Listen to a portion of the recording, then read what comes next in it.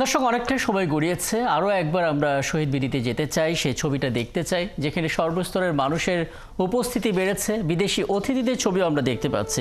মূলত মাতৃভাষা বাংলার যে মর্যাদা, সেই মর্যাদা সমুন্নত রাখতেই ভাষা শহীদদের যে সর্বোচ্চ আত্মত্যাগ, সেই আত্মত্যাগকে স্মরণ করছে আজ গোটা জাতি। আমরা ব্যানার দেখতে পাচ্ছি, বিভিন্ন প্লেকার্ড দেখতে পাচ্ছি, এবং সেই ব্যানার কালো আর সাদা যে শোকাবহ, সেই শোকাবহতার যে আবেগ, সে আবেগ নিয়েই আসলে আমরা পুষ্পস্তবক অর্পণ করতে, শ্রদ্ধা নিবেদন করতে সাধারণ মানুষকে দেখতে পাচ্ছি।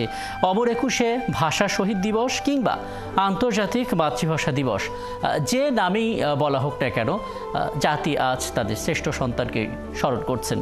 এবং সহকর্মী পার্থ সঞ্জয় তো একটু আগে বললেনই যে এবার বিশেষ একটি সময়, কারণ 25 বছর পূর্ণ করলো আন্তর্জাতিক মাতৃভাষার স্বীকৃতি, সেই স্বীকৃতির বিষয়টা। এবং এবার যেই দিবসটি পালন হচ্ছে, এই দিবসের মূল প্রতিপাদ্য হিসেবে নির্ধারণ করা হয়েছে make languages count for sustainable development, অর্থাৎ টেকসই উন্নয়নের জন্য এই যে ভাষা, সেই ভাষাকে আলাদা করে গুরুত্ব দেওয়ার তাগিদ দেওয়া হয়েছে আসলে এই স্লোগান বা উপপাদ্যের মধ্য দিয়ে। আমরা দেখতে পাচ্ছি মানুষের উপস্থিতি শহীদ দিবস ও আন্তর্জাতিক মাতৃভাষা দিবস উপলক্ষে শ্রদ্ধা নিবেদন করতে কবি জসিমউদ্দিন হল, ঢাকা বিশ্ববিদ্যালয়ের কবি জসিমউদ্দিন হলের পক্ষ থেকে তাদের প্রতিনিধিরা এসেছেন, শিক্ষক, ছাত্ররা, প্রভোস্ট এসেছেন এবং শ্রদ্ধা নিবেদন করছেন। সুশৃঙ্খলভাবেই বিনম্র চিত্তে আসলে স্মরণ করা হচ্ছে জাতির শ্রেষ্ঠ সন্তানদেরকে। আমরা জানি এই দিবসটি উপলক্ষে এরই মধ্যে অন্তর্বর্তীকালীন সরকারের প্রধান উপদেষ্টা ডক্টর মোহাম্মদ ইউনূস তিনি বাণী দিয়েছেন। যে বাণীতে তিনি বলেছেন, শত বছরের শোষণে এবং শাসনে জর্জরিত বাঙালি জাতির মুক্তি সংগ্রামের যে প্রথম জয়যাত্রা, সেটা এই 52-র 21শে ফেব্রুয়ারিতে এসেছে। বাঙালি জাতির মুক্তি সংগ্রামের যে ইতিহাস, সেই ইতিহাসে বিশ্লেষণ করলে ভাষা আন্দোলনের যে গুরুত্ব, সেটা আসলে অপরিসীম। এবং এই আন্দোলনের মধ্য দিয়ে একটি অসাম্প্রদায়িক গণতান্ত্রিক ভাষাভিত্তিক রাষ্ট্র ব্যবস্থা গঠনের ভিত মূলত রচিত হয়েছিল।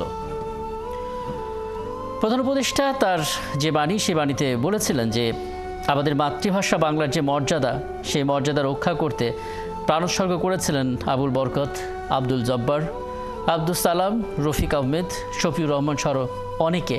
এবং 56 সালে যে বাংলা ভাষা মর্যাদা পায় এবং 21শে ফেব্রুয়ারিকে শহীদ দিবস হিসেবে ঘোষণা করা হয়, এই দিনে সরকারি ছুটি ঘোষণা করা হয়। এবং 1999 সালের 17 নভেম্বর, যেটাকে আজকে একটি বিশেষ সময় পার করছে বলা হচ্ছে, সেটি হচ্ছে যে আন্তর্জাতিক মাতৃভাষা দিবস স্বীকৃতি প্রদান করা হয়, যেটা আজ 25 বছরে পা রাখল। আমরা প্রথম প্রহরের ছবিটা দেখেছি এবং সেখানে রাষ্ট্রের সর্বোচ্চ পদে থাকা যারা আছেন তারা শ্রদ্ধা নিবেদন করেছেন। এরপর আমরা সর্বস্তরের মানুষের জন্য আসলে সেই ফটকটি খুলে যেতে দেখি। ঢাকা বিশ্ববিদ্যালয়ের প্রায় সবকটি হল থেকেই ধারাবাহিকভাবে আসছেন, শ্রদ্ধা নিবেদন করছেন।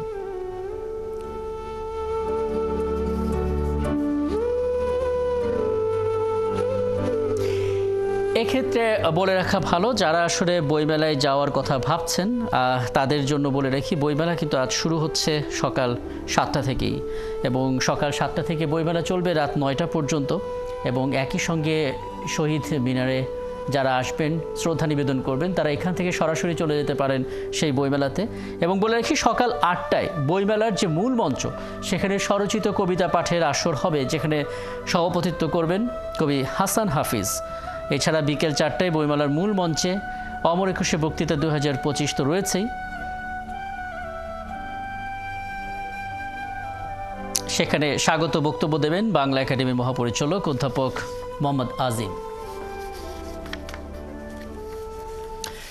দর্শক, আমরা শহীদ মিনারের ছবিটা দেখছিলাম। সাধারণ মানুষের উপস্থিতি সময়ের সাথে সাথে বাড়ছে, সেই খবরগুলো নিশ্চয়ই আমরা নিয়ে আসবো। এবং শুধু রাজধানী নয়, রাজধানীর বাইরে প্রায় সবকটি জেলা উপজেলা পর্যায় থেকেও আমরা আসলে সেই খবরগুলো তো নেওয়ার চেষ্টা করবো। এমনকি দেশের বাইরেও এই ভাষা দিবস উদযাপনের খবর নিয়েও আমরা হাজির হব।